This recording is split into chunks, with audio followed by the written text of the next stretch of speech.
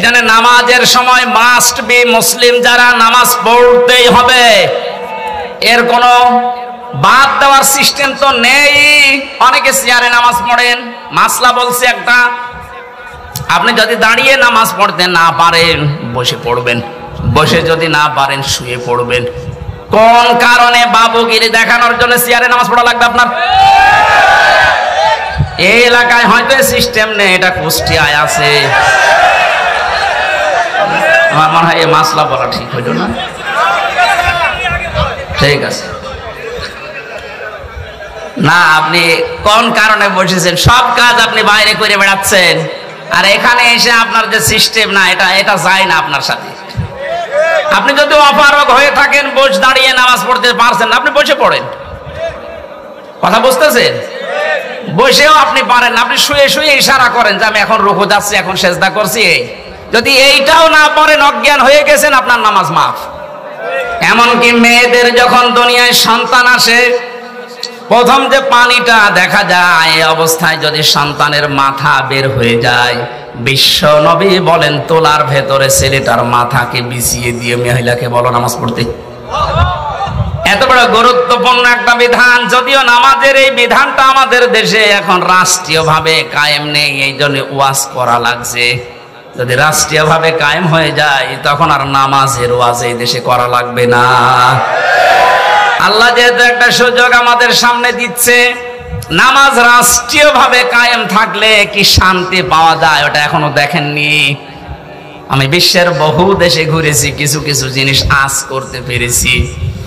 কোরআনে কারিমের বিধানটা যেন আল্লাহ আমাদের চর্ম চোখে দেখায় যে নামাজ রাষ্ট্রীয়ভাবে দেশে কায়েম হয়ে গেছে। বলেন আমিন। আর এটা কায়েম করবে ফেরেশতারা? কথা বলে দেখেন, যারা ওই জায়গায় বিলটা পাস করবে, এরকম মানুষকে আল্লাহ যেন দায়িত্ব দেন। তাহলে নামাজ শেষ করবেন কেন? কারণ পৃথিবীতে রহমত ছাড়া বেশি থাকার সম্ভব না। আপনি এক পা ফেলেছেন, আর এক পা ওঠাবেন, এই পা তুলতে গেলেও রহমত লাগবে কার? আপনি যদি নিজের মাস্তানিতে চলতে চান, পারবেন না। কোরআনে কারীম জানাচ্ছে প্রতিটি মানুষের এই পায়ের পেছনে, প্রতিটি কদমে কদমে একটা ফেরেশতা সাহায্য করে। আল্লাহ যদি অর্ডার দিয়ে দেয় এর কদমে আর সাহায্য করবেন, আপনি প্যারালাইজড হয়ে পড়ে থাকবেন। এই জন্য যেহেতু রহমত দরকার, আর পৃথিবীর যত রহমত আছে সব দরবারে, গাছতলায়, মাজারে, কোথায়?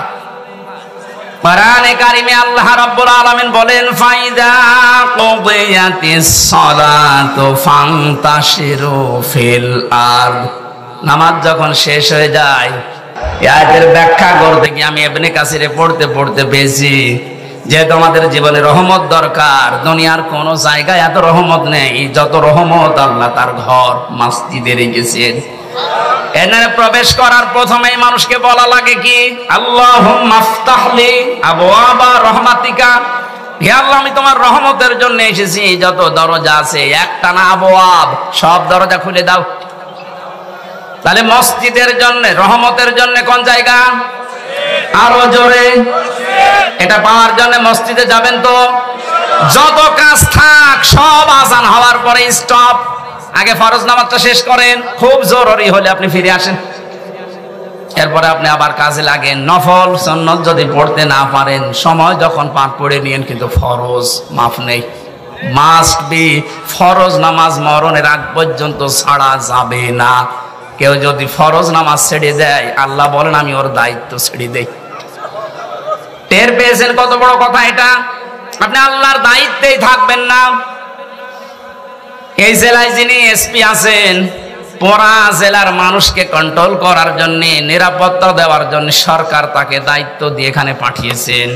এই কটিয়াদির মানুষগুলো সহজ সরল ভাবে চলতে পারে, নিরাপত্তা নিয়ে চলতে পারে, সব কাজ নির্বিঘ্নে যেন করতে পারে, এই জন্য দায়িত্ব দিয়েছে সরকারি নারে। এই কথা বলছেন এখানে। ওনার দায়িত্বের বাইরে চলে গেলে আপনি কিন্তু বিপদের সম্মুখীন হবেন। পুলিশ এখন নেই, এই জন্য আমরা এখনো আতঙ্কগ্রস্ত। এটা কাটেনি। কুষ্টিয়া থেকে পর্যন্ত কাল আমি 4:30টার সময় এসে পৌঁছিয়েছি। পুলিশ যেহেতু এখন সেরকম অ্যাক্টিভ না, এই জন্য হাজারো ভয় মনের ভেতরে, না জানে আবার কে গাড়ি থামায়।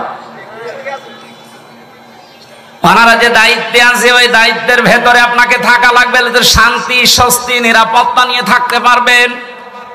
আল্লাহ পাক বলেন আমার রহমতের বাইরে চলে গেলে তুই এক সেকেন্ডও টিকে থাকতে পারবি না।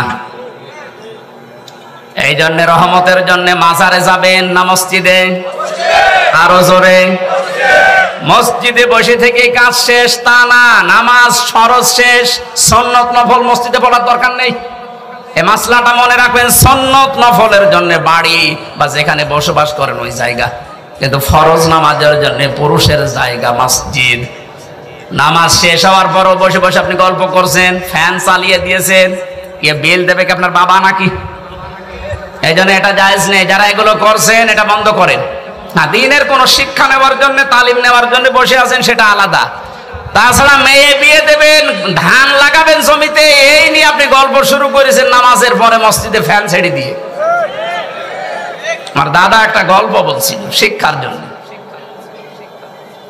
কিছু মানুষ নামাজ পড়ে না, কোনো ওয়াক্তেই যায় না, কিন্তু এলাকাতে বিদ্যুৎ নেই, সোলারে চলে, মসজিদে জেনারেটর দিয়ে ফ্যান চালায়।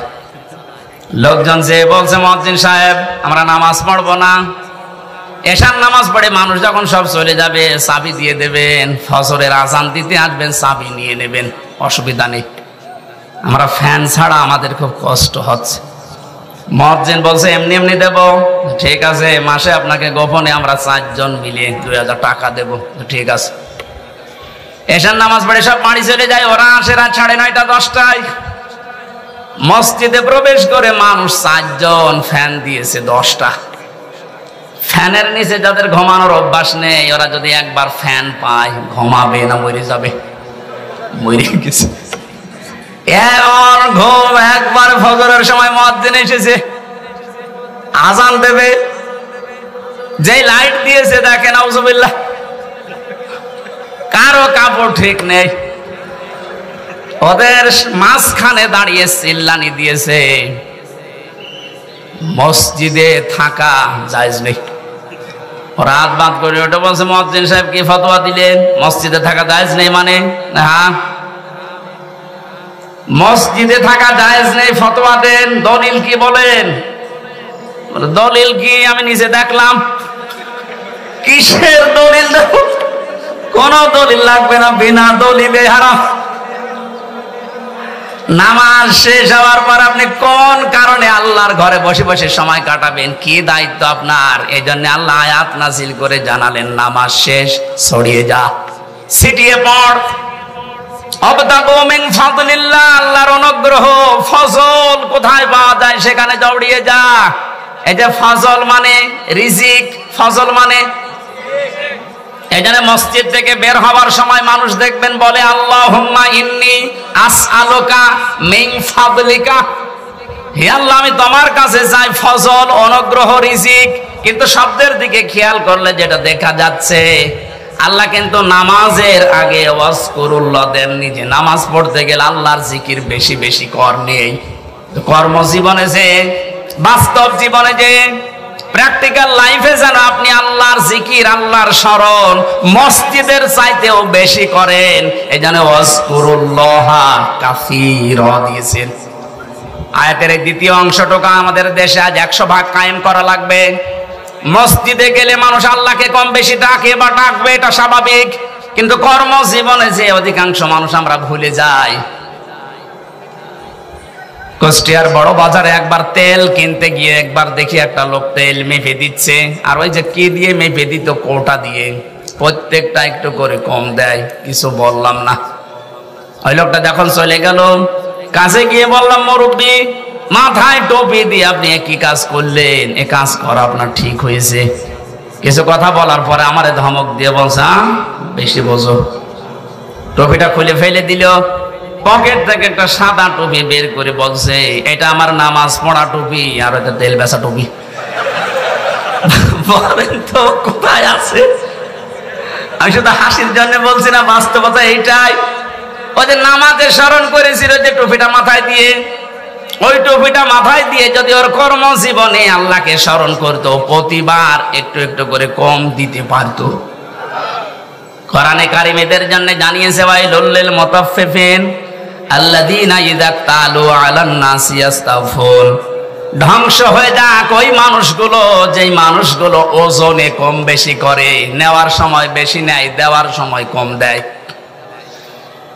এটা শুধু দোকানদারদের জন্য না, আমরা মনে করছি যারা ওজন করে ওজনে কম বেশি দেয় তা না। এই যে চেয়ারে বসে আছি এটা একটা ওজনের চেয়ার।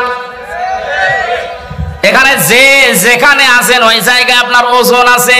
শিক্ষকতা যারা করে, শিক্ষকরা তো নেওয়ার সময় বিভিন্ন জায়গা থেকে জ্ঞান ঠিক মতোই নেয়, দেওয়ার সময় আর দিতে চায় না, বলে প্রাইভেট পড়া লাগবে, কোচিং করা লাগবে।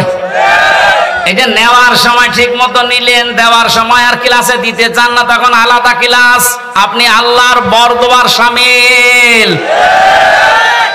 আমাদের দেশে কিছু সংখ্যক, আমরা যেহেতু 96% মুসলিম, 4% আছে অন্য ধর্মের মানুষ।